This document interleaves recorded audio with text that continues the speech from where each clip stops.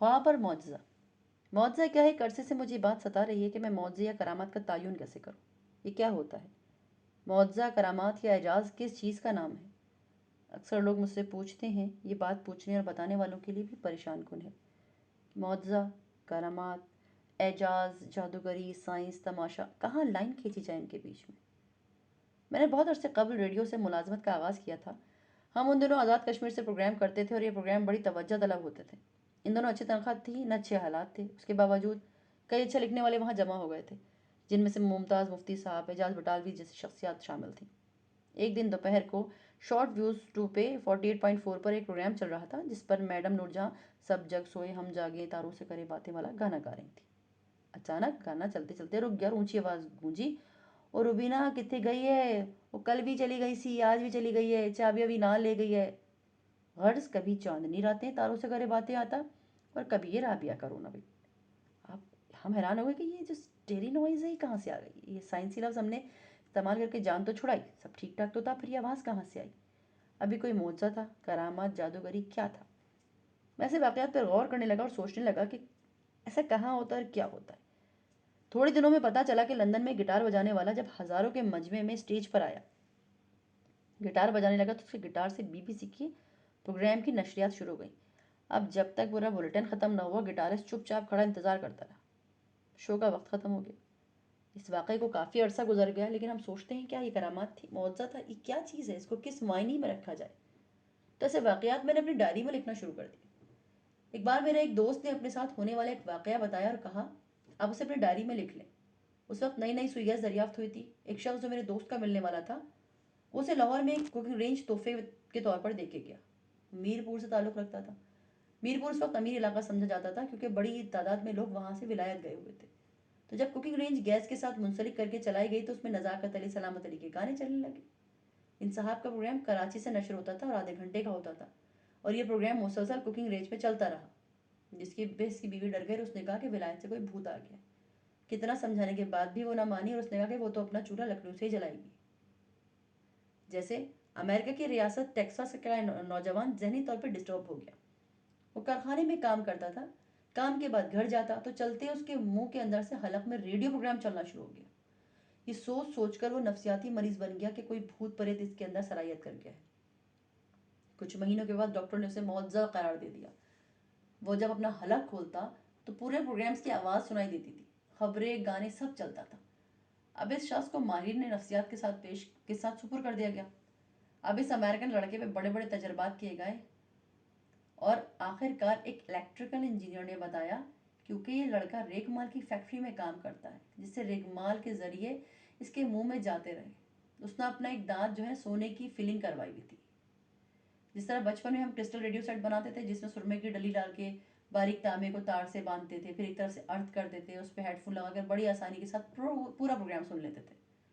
इस electrical engineer ने कहा कि लड़के के मुंह में चूंकि ज़र्रात चले जाते हैं और सोने की वजह से उनका ताल्लुक कनेक्ट बन जाता है, कि वो उसको एक रेडियो की शक्ल बन जाता है। तो क्रिस्टल रेडियो सेट बनाकर उस इंजीनियर ने दिखाया, और इसके दांत जब साफ करवा गए तो आवाज़ आना बंद हो गई।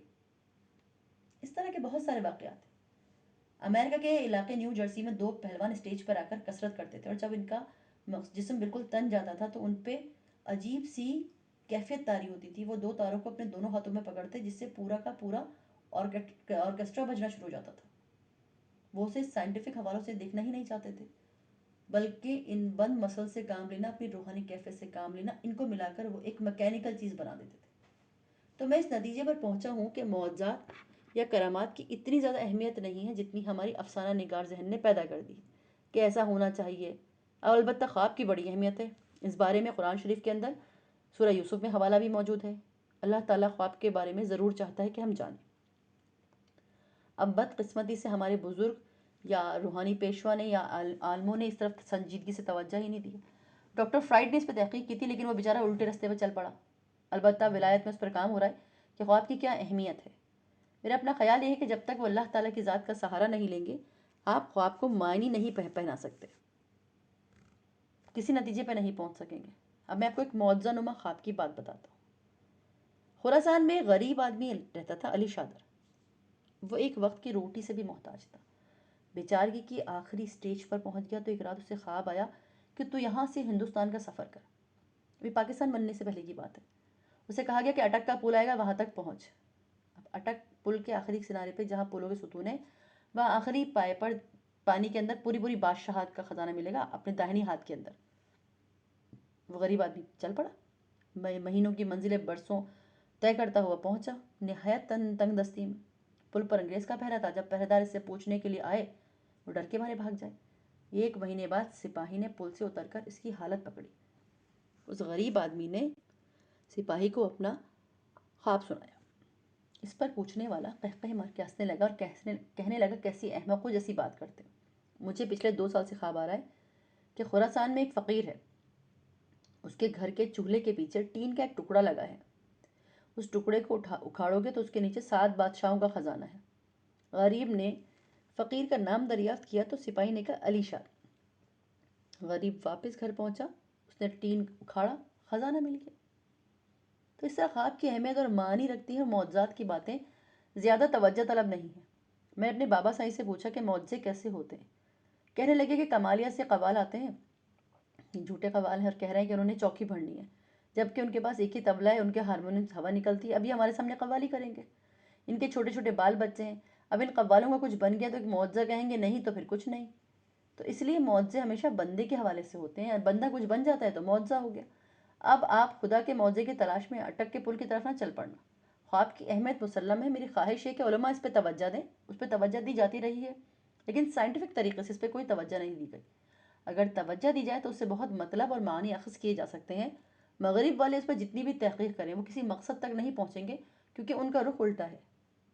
اللہ آپ کو آسانی عطا فرمائے اور آسانیاں تقسیم کرنے کا شرف عطا فرمائے. شکریہ.